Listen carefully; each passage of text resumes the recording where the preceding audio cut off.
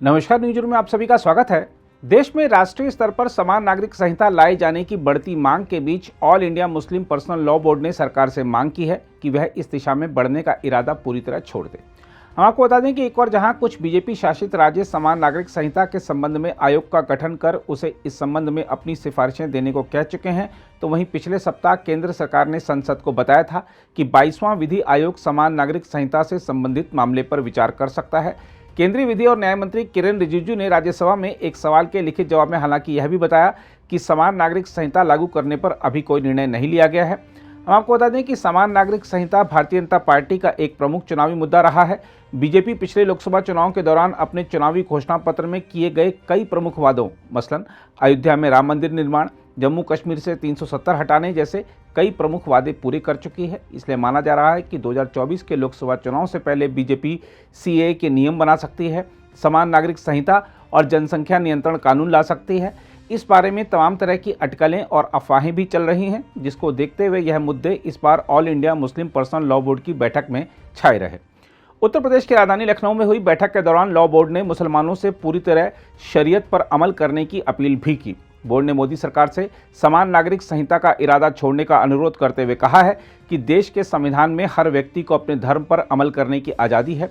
आपको बता दें कि मुस्लिम पर्सनल लॉ बोर्ड के अध्यक्ष मौलाना सैयद राबे हसनी नदवी की अध्यक्षता में नदवतुल उलेमा लखनऊ में बोर्ड की कार्यकारिणी की रविवार को बैठक हुई। इस बैठक में प्रस्ताव पारित कर मुसलमानों से यह आह्वान किया गया। बैठक के बाद बोर्ड के महासचिव मौलाना खालिद सैफ उल्लाह रहमानी की ओर से जारी बयान में कहा गया, बोर्ड की बैठक मुसलमानों को यह याद दिलाती है कि मुसलमान का मतलब अपने आप को अल्लाह के हवाले करना है, इसलिए हमें पूरी तरह शरीयत पर अमल करना है। बोर्ड ने अपने प्रस्ताव में यह भी कहा, देश के संविधान में बुनियादी अधिकारों में हर व्यक्ति को अपने धर्म पर अमल करने की आज़ादी दी गई है, इसमें पर्सनल लॉ शामिल है। इसलिए हुकूमत से अपील है कि वह आम नागरिकों की मजहबी आज़ादी का भी एहतराम करे, क्योंकि समान नागरिक संहिता लागू करना अलोकतांत्रिक होगा। उन्होंने सरकार से इस इरादे को छोड़ने की अपील की है। धर्मांतरण को लेकर बनाए गए विभिन्न राज्यों के कानूनों पर क्षोभ प्रकट करते हुए बोर्ड ने यह भी प्रस्ताव पारित किया है कि धर्म का संबंध उसके यकीन से है, इसलिए किसी भी धर्म को अपनाने का अधिकार एक बुनियादी अधिकार है। बोर्ड ने बताया कि इसी बिना पर हमारे संविधान में इस अधिकार को स्वीकार किया गया है और हर नागरिक को किसी भी धर्म को अपनाने तथा धर्म का प्रचार करने की पूरी आज़ादी दी गई है। लेकिन वर्तमान में कुछ प्रदेशों में ऐसे कानून लाए गए हैं जो नागरिकों को इस अधिकार से वंचित करने की कोशिश है, जो कि निंदनीय है। उल्लेखनीय है कि उत्तर प्रदेश में उत्तर प्रदेश विधि विरुद्ध धर्म संपरिवर्तन प्रतिषेध अधिनियम 2021 के अनुसार राज्य में गैर कानूनी तरीके से धर्म परिवर्तन कराने या पहचान छिपाकर शादी करने के मामले में सख्त सजा का प्रावधान किया गया है।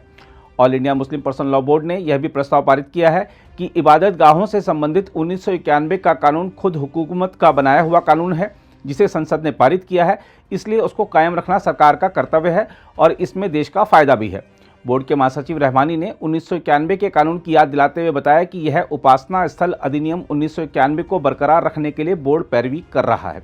हम आपको बता दें कि वाराणसी में ज्ञानव्यापी और गौरी श्रृंगार विवाद तथा मथुरा में श्री कृष्ण जन्मभूमि और शाही ईदगाह जैसे कुछ मामले हाल में सामने आए हैं, जिनमें इस अधिनियम का हवाला दिया गया। यह अधिनियम कहता है कि 15 अगस्त 1947 से पहले अस्तित्व में आए किसी भी धर्म के उपासना स्थल को किसी दूसरे धर्म के उपासना स्थल में नहीं बदला जा सकता और यदि कोई इसका उल्लंघन करने का प्रयास करता है तो उसे जुर्माना और 3 साल तक की जेल भी हो सकती है। यह कानून तत्कालीन प्रधानमंत्री पी नरसिंह राव के नेतृत्व वाली सरकार 1991 में लेकर आई थी।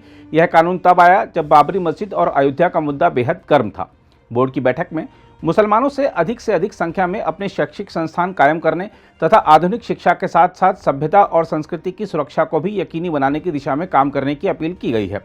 बोर्ड ने अपने प्रस्ताव के जरिए औरतों के साथ इंसाफ, बुजुर्गों के साथ अच्छा व्यवहार, शादी में फिजूल खर्ची से परहेज, अपने मामलों को धार्मिक रहनुमाओं से हल कराने की कोशिश, गलत कार्यों से दूरी बनाए रखना, निकाह के बगैर औरत मर्द को जिस्मानी संबंध से दूर रहने के लिए कहा गया है। बोर्ड ने मुसलमानों से यह भी अपील की है कि बोर्ड के बनाए हुए निकाहनामे का ही प्रयोग करें। बोर्ड की बैठक में असम सरकार द्वारा बाल विवाह के खिलाफ शुरू किए गए अभियान की भी निंदा की गई। बोर्ड ने इसकी निंदा करते हुए मामले का पुरजोर विरोध करने का भी फैसला किया।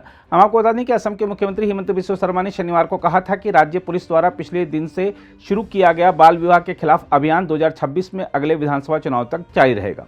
बोर्ड की बैठक में ऑल इंडिया मजलिस से इत्तेहादुल मुस्लिमीन के अध्यक्ष असदुद्दीन ओवैसी तथा मौलाना महमूद मदनी के अलावा कार्यकारिणी के अन्य सदस्य भी शामिल हुए।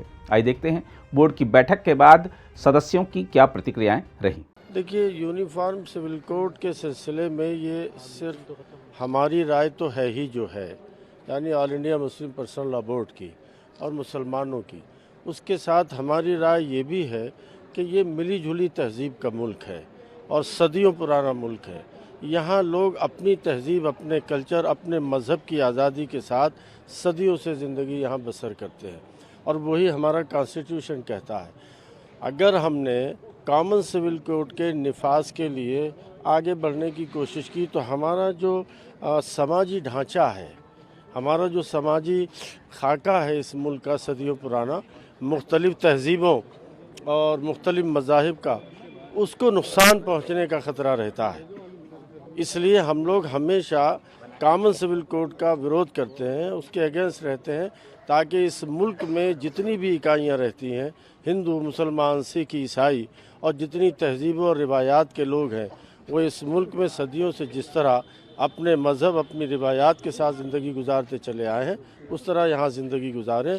किसी भी किस्म का ऐसा कानून जो उनको उनके मज़हब की आज़ादी में रुकावट पैदा करेगा, अपनी तहज़ीबी और सकाफ़ती आज़ादी में रुकावट पैदा करेगा, वो नुकसानदेह होगा। कि हमारे इस मुल्क के लिए, जिसमें मुख्तलिफ़ मज़हब के मानने वाले, मुख्तलिफ़ कल्चर से ताल्लुक़ रखने वाले लोग हैं, उनके लिए यूनिफॉर्म सिविल कोड मौजू नहीं। हर तबके को अपनी अपनी पहचान के साथ इस मुल्क में ज़िंदा रहने की इजाज़त देनी चाहिए, जैसा कि हमारे मुल्क का दस्तूर कहता है। इसी तरह इस वक्त आसाम में जो गवर्नमेंट की तरफ से गिरफ्तारियां हो रही हैं, अरसा पहले किसी की शादी हुई, उस वक्त वो उसकी उम्र कम थी, आज उसको गिरफ्तार किया जा रहा है। तो ये केस पहले से सुप्रीम कोर्ट में पहुंच चुका है, हरियाणा और पंजाब से। जब तक सुप्रीम कोर्ट का फैसला न हो जाए, उस वक्त तक आसाम गवर्नमेंट को इस सिलसिले में ऐसा कदम नहीं उठाना चाहिए और उसको इससे बचना चाहिए। ये दो अहम पॉइंट थे कि हम एक जमहूरी मुल्क में रहते हैं, इसमें हमें एहतजाज करने का हक़ है, लेकिन जब दूसरे ज़राए से हम अपनी बात को पर गवर्नमेंट को आमादा नहीं कर पाएँ, तब एहतजाज। तो हम लोगों ने यह तय किया है कि मुल्क में मुख्तलिफ़ वर्ग के जो लोग हैं, जो अक़लियतें हैं, जो मुख्तलिफ़ सियासी जमातें हैं, हम उनके ज़िम्मेदारों से पहले बात करेंगे और हम उनको इसके बारे में समझाएंगे। लेकिन अगर हमारी बात नहीं सुनी गई तो फिर पुरअमन तरीक़े पर कानून के दायरे में रहते हुए एहतजाज भी किया जाएगा। फौरी तौर पर एहतजाज का कोई फ़ैसला नहीं किया गया कि बोर्ड तो जितना काम करता है औरतों ही के हुकूक़ के लिए करता है। बोर्ड ने निकाहनामा बनाया, औरतों के लिए बनाया। बोर्ड जो है वो लोगों को में तहरीक चला रहा है कि भाई औरतों को ज़रूर मीरास में हक़ देना चाहिए। ये एक समाजी बुराई है कि हमारे यहाँ औरतों को, बेटियों को, बहनों को हक़ नहीं दिया जाता है। उसके लिए कोशिश की जाए, बीवी के साथ अच्छा सलूक किया जाए, माँ के साथ अच्छा सलूक किया जाए। यह हमारे यहाँ बोर्ड का एक शोबा है समाज सुधार का, उसका यही मौजू है, वो काम करेंगे इस पर।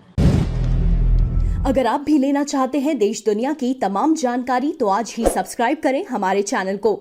साथ ही नीचे दिए बेल आइकन को जरूर दबाएं ताकि हर अपडेट आप तक पहुंच सके।